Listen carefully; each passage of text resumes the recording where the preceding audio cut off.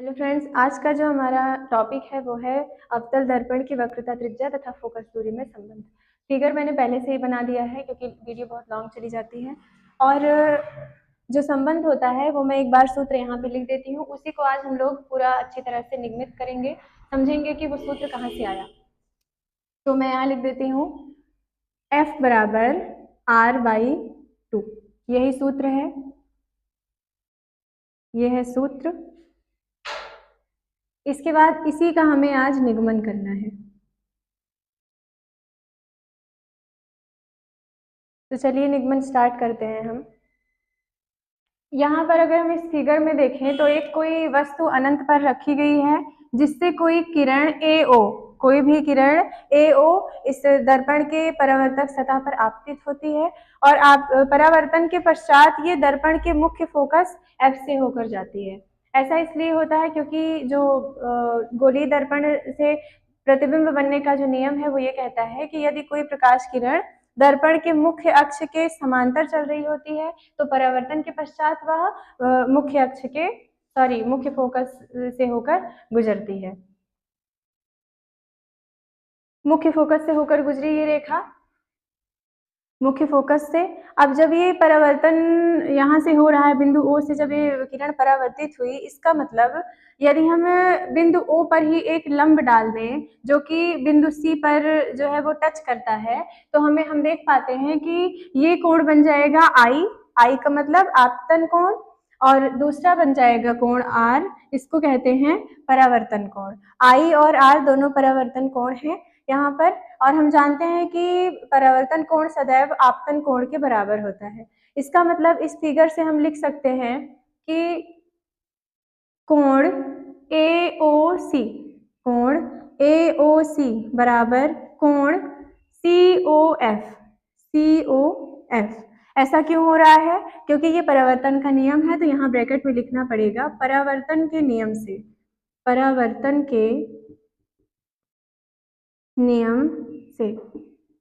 दूसरी चीज हम देख पा रहे हैं इस पूरे फिगर में, यहाँ पर एक ZC आकृति बन रही है, ZC आकृति बन रही है यहाँ पे। इसका मतलब यहाँ के जो कोण बन रहे हैं यहाँ पे, वो दोनों ही कोण एकांतर कोण हैं।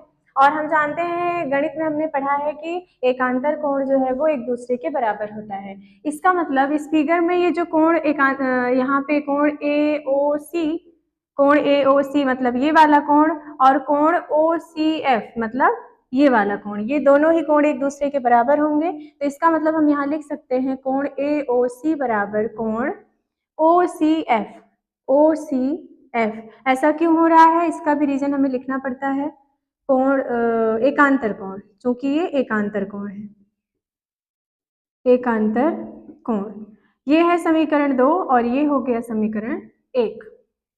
अब समीकरण 1 व 2 से हमें क्या मिलता है? समीकरण 1 व 2 से हम देख पा रहे हैं कि LHS मतलब लेफ्ट हैंड साइड, दोनों ही समीकरण के लेफ्ट हैंड साइड एक दूसरे के बराबर हैं। इसका मतलब दायां पक्ष अपने आप बराबर हो जाएगा। तो यहाँ हम लिख सकते हैं कि समीकरण 1 व 2 से क्या निष्कर्ष निकला? कोण COF बराबर कोण OCF। ये आया समीकरण 3। हाँ ठीक है, समीकरण 3 ये कोण है, समीकरण 3। अब फिर से हम फिगर में चलते हैं। इसका मतलब इस समीकरण से हमें ये पता चल रहा है कि कोण COF बराबर कोण OCF, ये दोनों ही कोण एक दूसरे के बराबर हैं। मतलब त्रिभुज का दो कोण, मतलब ये वाला कोण और ये दूसरा कोण, ये दोनों एक दूसरे के बराबर हो गए। जब ये दोनों कोण एक दूसरे के बराबर हो गए, इसका मतलब हमने मैथमेटिक्स में पढ़ा है कि यदि त्रिभुज के दो कोण बराबर हैं तो उनके आमने सामने की मतलब उनकी सम्मुख भुजाएं एक दूसरे के बराबर होती हैं, उनकी सम्मुख भुजाएं एक दूसरे के बराबर हो जाती हैं। तो इसका मतलब यदि ये दोनों कोण एक दूसरे के बराबर आ रहे हैं तो ये भुजा और ये वाली भुजा एक दूसरे के बराबर हो जाएगी। इसके बाद यहाँ लिखते हैं अतः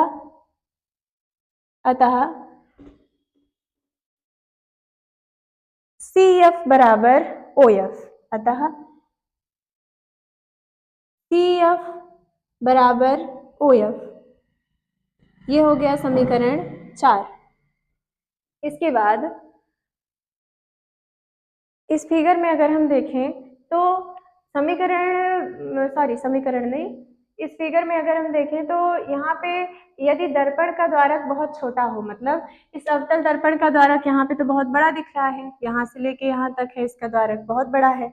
अगर हम इसके द्वारक को एकदम छोटा सा कर दें, मतलब इतना छोटा कर दें, तो बिंदु O जो है वो बिंदु P के एकदम निकट आ जाएगा, एकदम पास में आ जाएगा।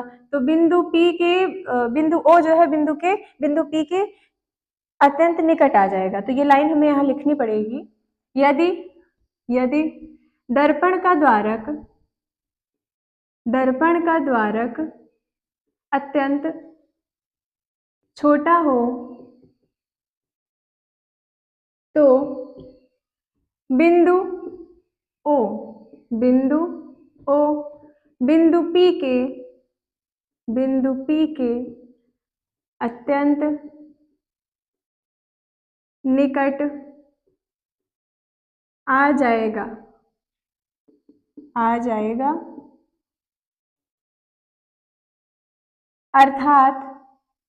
अर्थात जब बिंदु O बिंदु P के अत्यंत निकट आ जाएगा, इसका मतलब FO FP के बराबर हो जाएगा, FO FP के बराबर हो जाएगा।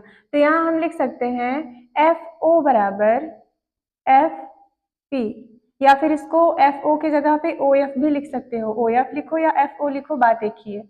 समीकरण 5 आ गया। इसका मतलब अगर हम समीकरण 4 और समीकरण 5 को देखें ध्यान से, तो हम देख पा रहे हैं कि यहाँ पे OF बराबर CF के है, और यहाँ पर OF जो है वो FP के बराबर है, मतलब OF CF के भी बराबर है और OF FP के भी बराबर है। इसका मतलब समीकरण 3 और 4 से निष्कर्ष ये निकला कि CF जो है वो FP के बराबर हो जाएगा। तो यहाँ हम लिखेंगे समीकरण 4 व 5 से CF बराबर FP, CF बराबर FP, समीकरण 6। अब हमें निकालनी है दर्पण की वक्रता त्रिज्या निकालनी है। उसके लिए हम देख पा रहे हैं इस चित्र में, इसीलिए मैंने यहाँ पे चित्र से लिख दिया है, इस चित्र में अगर हम देखें तो CP जो है, CP निकालने के लिए हमें CF प्लस FP करना होगा। मतलब अगर हम इतनी दूरी, ये वाली दूरी और ये दूरी, इन दोनों को ऐड कर लेते हैं तो हमें पूरी दूरी मिल जाएगी। तो यहाँ हम लिख सकते हैं चित्र से CP बराबर CF plus FP, CF plus FP। और समीकरण 6 से हम देख पा रहे हैं, इसके बाद समीकरण 6 से हमें दिख रहा है कि CF जो है वो FP के बराबर है। तो यहाँ हम लिख देंगे CP बराबर CF की जगह पे FP, CF की जगह पे FP प्लस FP, तो FP था ही, तो CP बराबर 2FP। अब यहाँ पे हम इस फिगर में देखें तो CP की जगह पे हम R रख सकते हैं, CP बराबर R है और FP बराबर है स्मॉल f, FP बराबर है स्मॉल f, तो यहाँ पे स्मॉल f रख दिया। यहाँ से F बराबर अगर हम निकालना चाहें तो R/2 हो जाएगा, F is equal to R/2। इसी सूत्र का निगमन आज हमें इस वीडियो में करना था। मैंने कोशिश पूरी की है कि आप सभी को ये पूरा टॉपिक समझ में आए अच्छे से, लेकिन अगर फिर भी आप सभी को कोई प्रॉब्लम रहती है तो आप नीचे कमेंट में मुझसे पूछ सकते हैं और मैं उसका निवारण कर दूंगी कमेंट में ही, या अगले वीडियो में जो भी वीडियोस बनेंगे। तो आज की वीडियो में बस इतना ही। नेक्स्ट वीडियो में हम किसी एक नए टॉपिक के साथ आप सभी से मिलेंगे। तब तक आप अपनी पढ़ाई करते रहिए और रिवीजन करते रहिए।